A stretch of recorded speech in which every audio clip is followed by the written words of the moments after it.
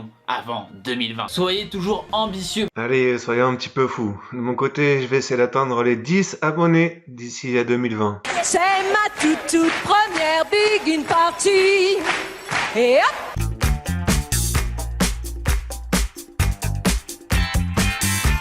Salut les rétros, pour ma première vidéo sur le rétro pané, nous allons donc nous intéresser à un jeune youtubeur geek en Vogue.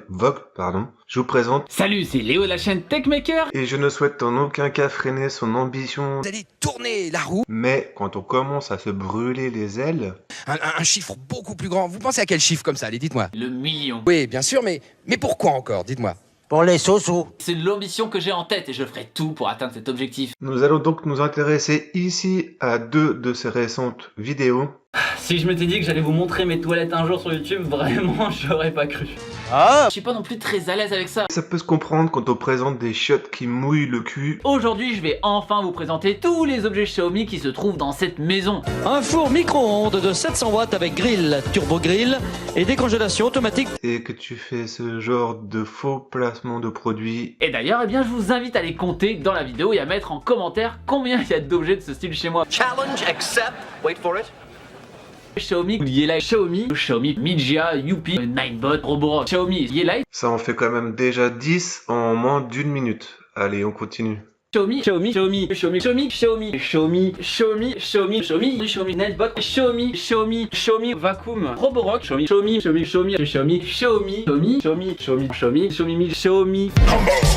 N'hésitez pas bien évidemment à mettre des pouces bleus de l'amour si la vidéo vous a plu et que vous avez découvert des objets Xiaomi. À aucun moment dans ta vidéo ni dans ta description, tu précises que ce n'est pas un sponsor. Quand tu te réfères à une marque en moyenne toutes les 30 secondes, c'est normal qu'on se pose la question. Surtout quand beaucoup de jeunes geeks t'apprécient. Heureusement que tu les incites à aucun moment à acheter tes gadgets inutiles. Et là, ce que je vous propose, c'est d'écouter, bien sûr, le spécialiste nous expliquer comment ça marche, notre boule magique. Et donc là il va nettoyer dans la petite pièce sur laquelle il a accès.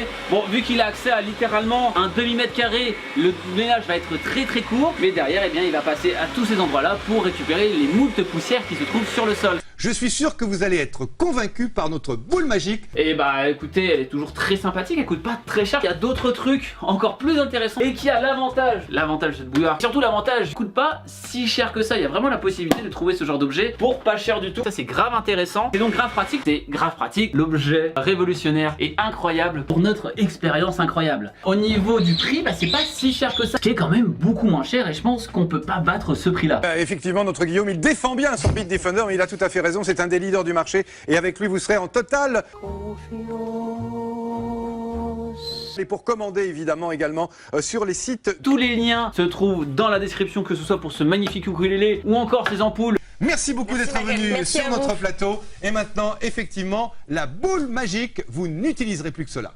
Même dans le titre, tu mets en avant le nom de ta marque. Si tu voulais pas faire de pub, il te suffisait juste de la retirer par un autre de ce genre-là. À aucun moment on sait si tu veux placer un produit ou si t'es simplement fier de pouvoir montrer ton appartement. Juste pour faire du remplissage et atteindre le milliard.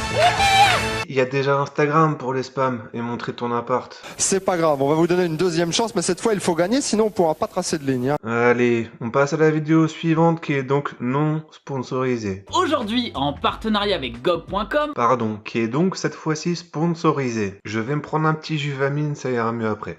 Comment ça va? Je vais bien. Vous avez bonne mine. Juvamine.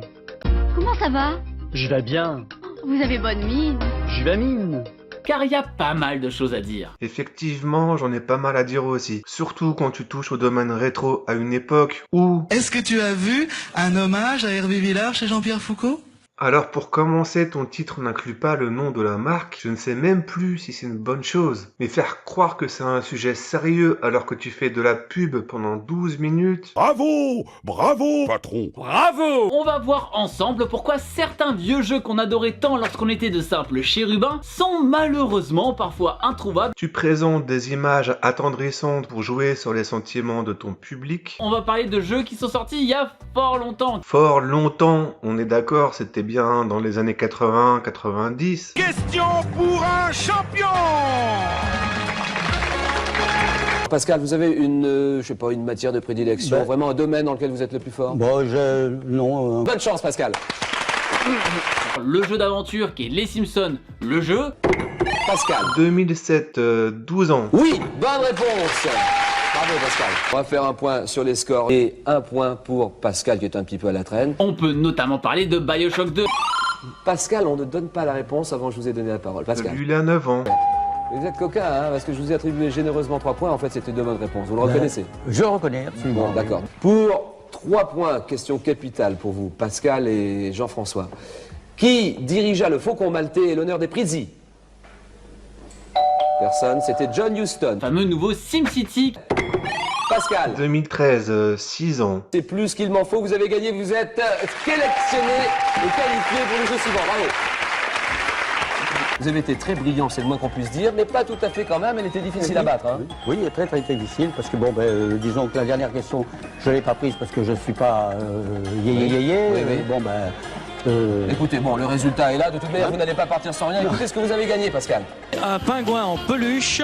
Faudrait quand même que tu précises l'époque quand tu évoques le mot. Fort longtemps. On va dire que c'est une petite étourderie pour le moment. Les ressources qui existaient à l'époque de Windows 95 n'existent plus forcément sur Windows 10 car elles sont aujourd'hui obsolètes. Heureusement d'ailleurs, t'as connu Windows 95? Allez, un petit rappel.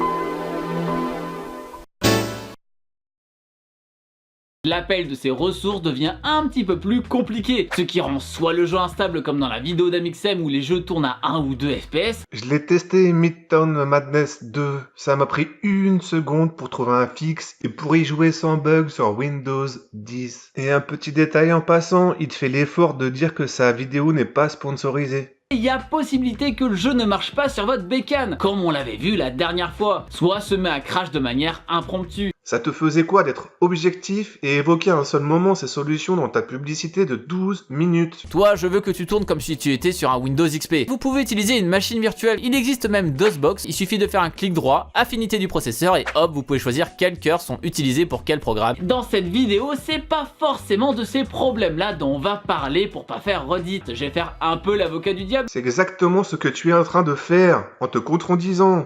Et d'ailleurs, il est possible de rejouer à plein de vieux jeux, car pas mal sont tombés dans le domaine de l'abandonware. Comment ça se fait que beaucoup de vieux jeux ne sont plus du tout trouvables?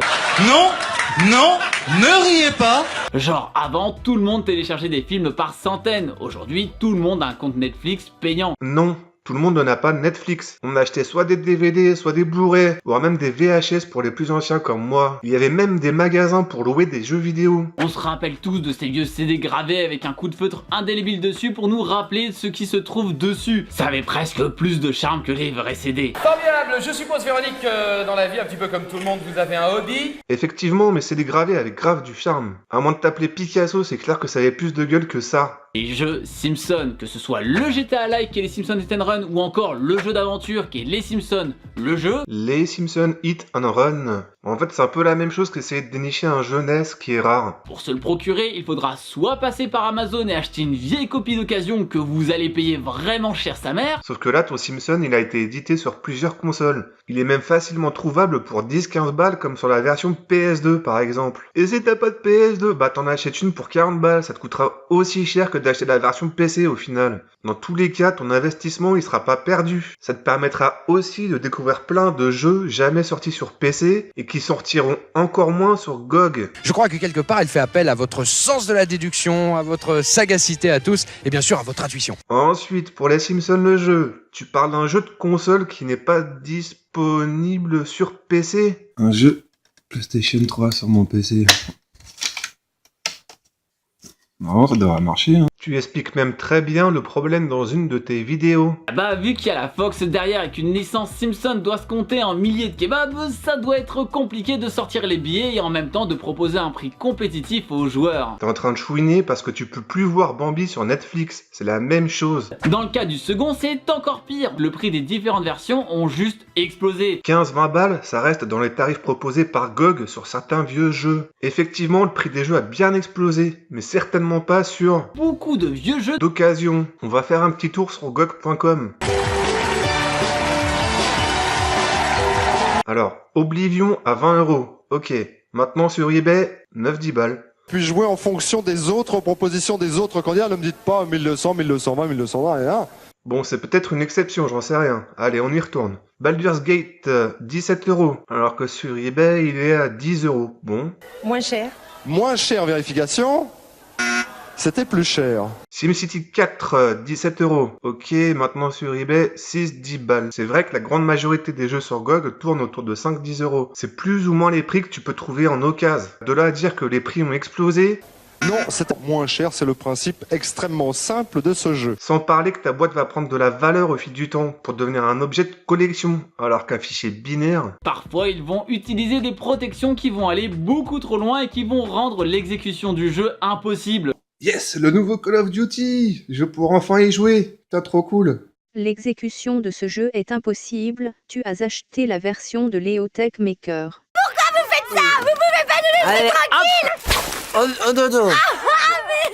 La protection la plus classique est la clé d'activation, qui dans un contexte où le compte est maintenu permet de garder son jeu sur la plateforme en question, mais qui fait que le CD devient alors inutile et qu'en faire des copies ne servirait à rien. Tu présentes le concurrent direct comme une mauvaise chose, alors que tu as toi-même plus de 1000 jeux chez lui. Tu vas même contredire ton sponsor. Alors oui, ça peut être pratique pour retélécharger son jeu à n'importe quel moment directement sur le launcher. Si GOG fait faillite, que t'as perdu ton binaire, ou qu'ils ont simplement la flemme d'adapter un jeu en 8K ou sur une nouvelle configuration, c'est exactement pareil. Ça ne m'étonnerait même pas si demain ils font du business sur leur mise à jour. Et si par exemple en fouillant les placards de grand-père vous retrouvez votre copie du premier Half-Life à côté d'un vieux paquet de biscuits, eh bien si vous avez perdu le compte Steam correspondant, la boîte du jeu ne servira absolument à rien. Les enfants, venez par ici. Ah, dégueulasse! Half-Life est sorti 5 ans avant qu'il soit sur Steam, à une époque où internet était encore au 56K et était aussi répandu que de voir aujourd'hui des chiottes japonaises qui mouillent le cul. Et ton vieux CD va pas marcher? Non mais tout va bien, ils servent à rien ces ordis, regardez, y a rien dedans. On peut notamment parler de Bioshock 2 avec le Securom DRM qui permettait d'installer le jeu seulement une quinzaine de fois. Tu parles d'un cas extrême. En plus, tu montres la solution sans l'évoquer. Votre clé serait réactivée en contactant Microsoft. D'autres fois, il fallait être connecté H24 au serveur du jeu pour pouvoir y jouer, comme ce fameux nouveau SimCity. Bon, dans le cas de SimCity, cette restriction a été retirée depuis. Tu le dis cette fois qu'ils ont tenté un truc de manière alpha en corrigeant leurs erreurs. Alors à quoi ça sert de le mettre dans ton argumentaire? On peut prendre le cas du jeu Fort Boyard, le jeu, décidément. Dans ce cas-là, eh bien, il fallait carrément appeler un numéro pour avoir une clé d'activation du jeu. Nicolas, tu te fiches de moi? Bon, Fort Boyard maintenant.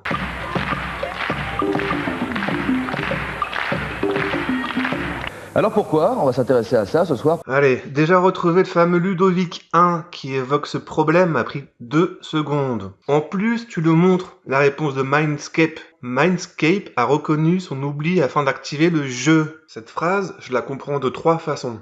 Est-ce la faute du public? Est-ce que c'est la faute de la télé? Est-ce la faute des pouvoirs publics? Mindscape l'a oublié pour tous les jeux. Mindscape l'a oublié pour cette boîte et uniquement celle-là. Ludovic 1 est simplement un peu distrait, donc on va de suite écarter la première option, comme l'évoque Léo, car l'édition collector dont parle Ludovic 1 avait bien un code de série dans les autres boîtes. Tout d'abord, on voit clairement sur cette photo d'eBay que la clé d'activation est présente. Ensuite, pour être sûr que je suis pas complètement con, le vendeur m'a confirmé que la clé était bien présente dans la boîte. J'ai même demandé à un deuxième vendeur, il m'a dit exactement la même chose. Sachant que c'est une simple feuille en dehors de la notice, je pencherai donc vers l'option 2 ou 3, car il est très facile pour un fabricant d'oublier de l'insérer, ou que tout simplement, Ludovic 1 l'a mis à la poubelle en pensant que ça servait à rien.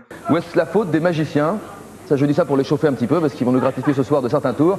Quoi? On m'aurait menti alors? Oh là là! Si ça se trouve, je suis né à l'insu de mon plein gré. Allez, le supplice de cette pub est presque fini. Mais quand même, ça fait peur de se dire qu'on peut en arriver là. Ah bah non. Allez, un petit Juvamine, ça ira mieux. Vous avez bonne mine. Juvamine.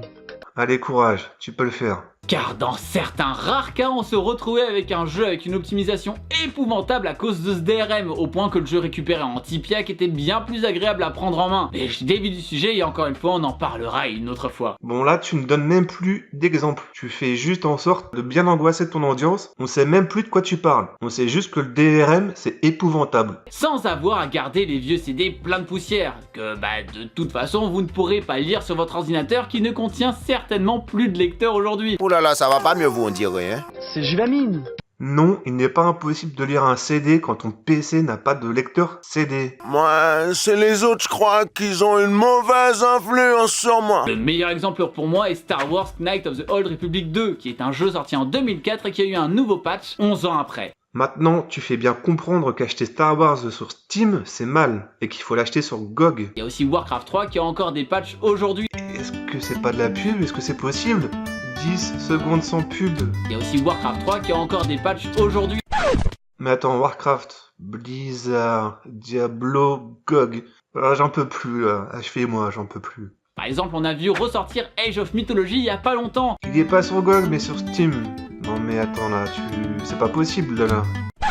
Ah et puis non là, 4 secondes de jalousie sur 12 minutes de boule de lavage. Ça ne récupère même pas le temps que j'ai passé à faire cette vidéo. Ça en vaut pas la peine. Les 2 dernières minutes de sa vidéo sponsorisée ne parlent que de Diablo et de son spam de 30 secondes pour sa propre chaîne. J'ai même plus la force d'en parler. Comment ça va? Comment ça va? Comment ça va? Comment ça va?